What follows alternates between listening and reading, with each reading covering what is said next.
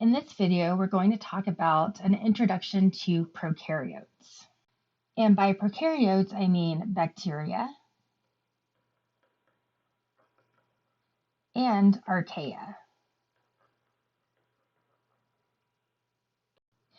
So let's start by first talking a little bit about the history of microbiology.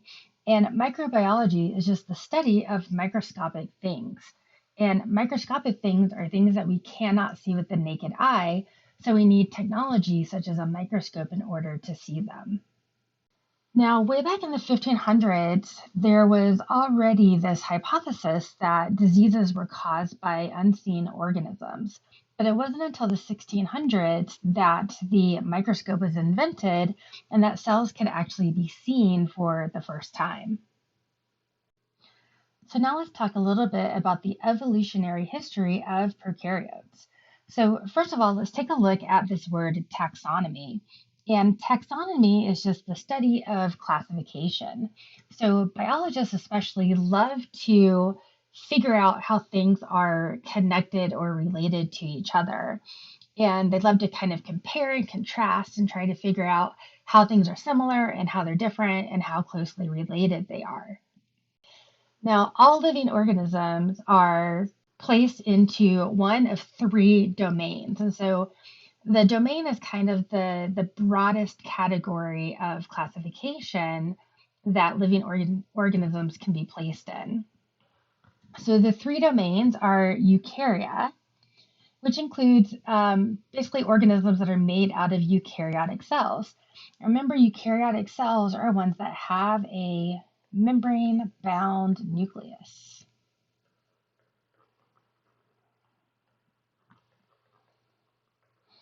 They also have membrane-bound organelles such as mitochondria, endoplasmic reticulum, Golgi apparatus, etc., etc.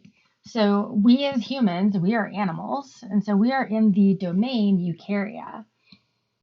But other organisms are also in the domain. So things like plants, fungi, and protists are also organisms that are made up of eukaryotic cells.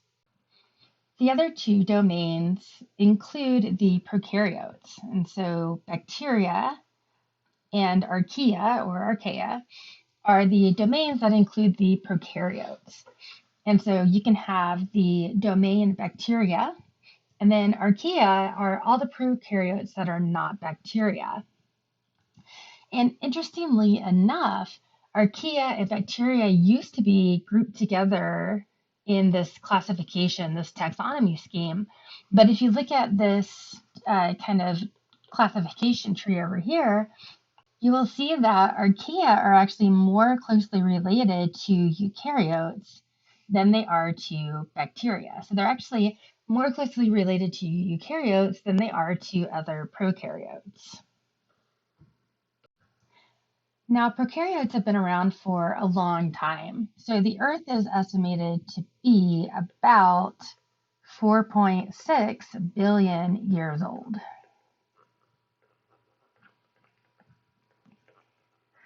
And prokaryotes have probably been on the planet Earth for the last 3.5 billion years. So it did take about 1 billion years for them to evolve.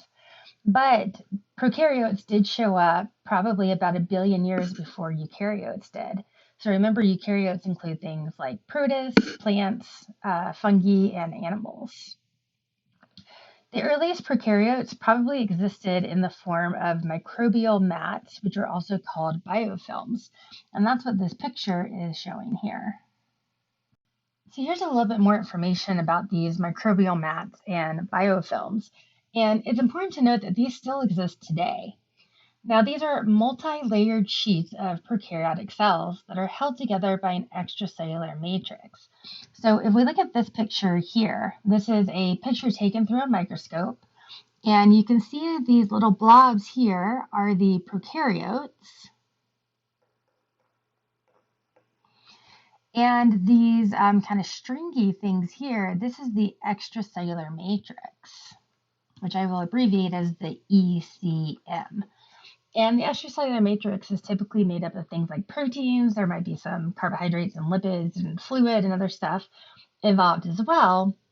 But essentially, it helps to hold these cells together to kind of form a group of organisms that are hanging out together. Now, these biofilms grow on moist surfaces and they can be a few centimeters thick. And they probably first appeared around deep sea hydrothermal vents, which is what we're showing in this picture down here. Now, prokaryotes are everywhere. We call this ubiquitous, which means that they exist everywhere that we have looked for them. They are the most abundant organisms on Earth. They probably exist on other planets as well. Some bacteria and archaea, actually archaea especially, are associated with this term extremophile. And phile means to like or love, and extreme means to like or love at extremes.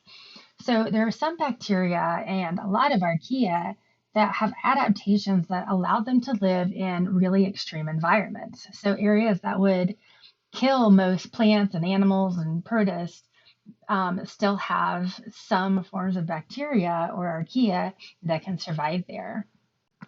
So prokaryotes have been found in really hot areas, really cold areas like the ice of Antarctica, really salty areas like the Dead Sea, really acidic areas, really alkaline areas, etc., etc. These pictures here, this is showing a deep sea vent, hydrothermal vent. And this is an area where there's a lot of pressure, not a lot of oxygen. Sunlight never reaches that area. It's generally considered inhospitable to life, but yet there are bacteria that thrive there.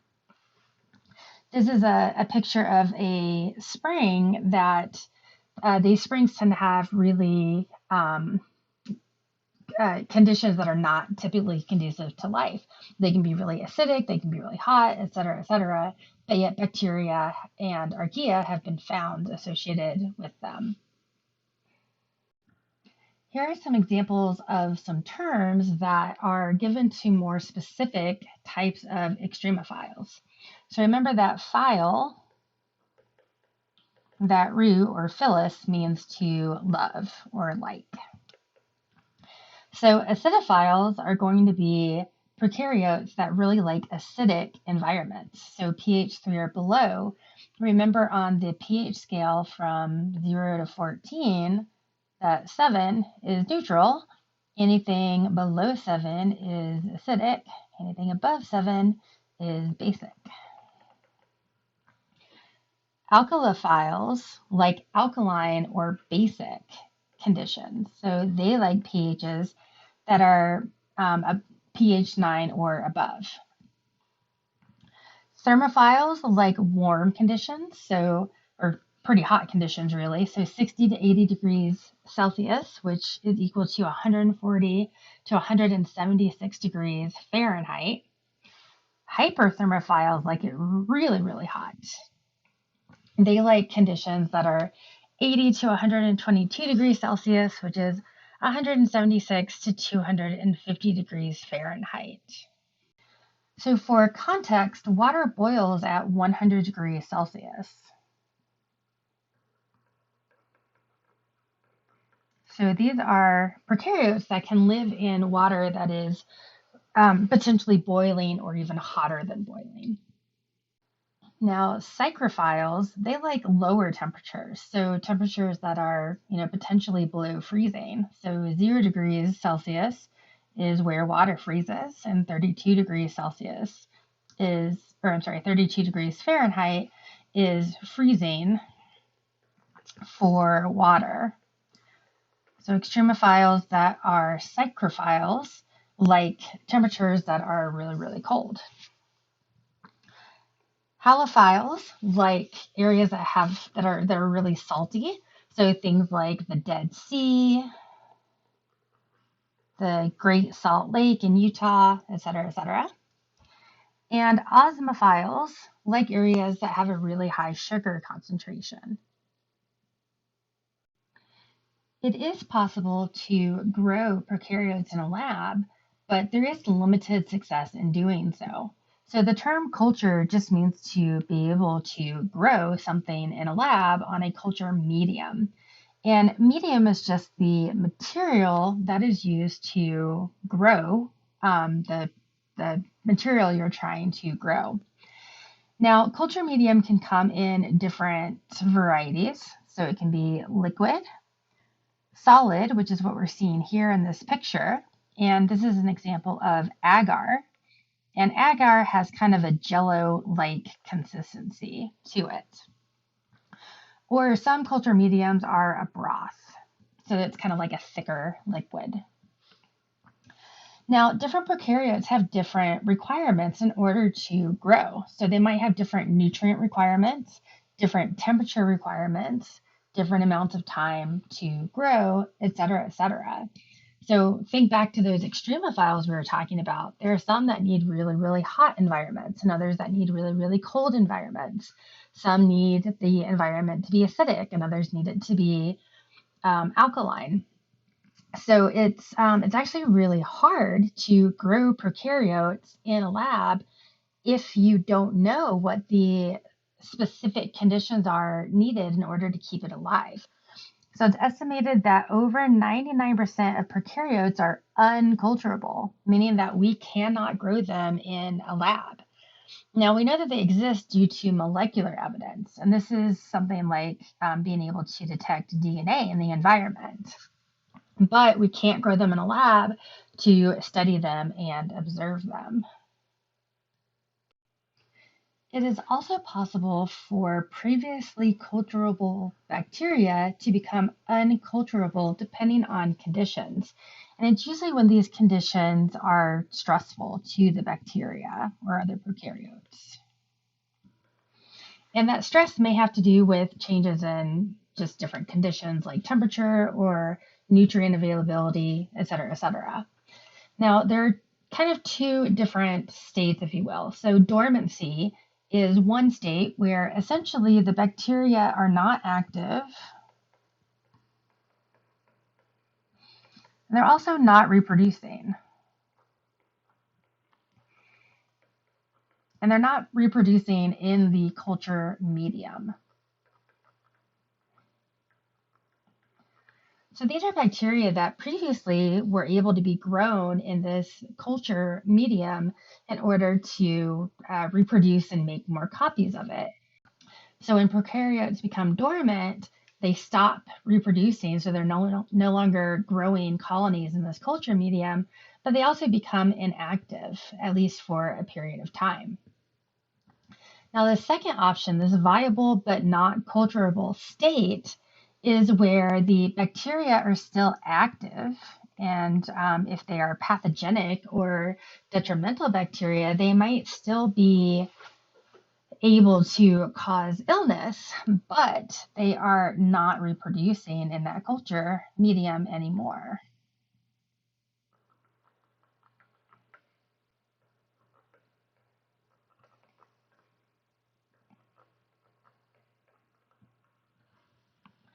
Now, both of these situations may be reversible depending on whether the conditions improve and the bacteria are then able to restart their reproduction and be able to grow in the medium in the lab.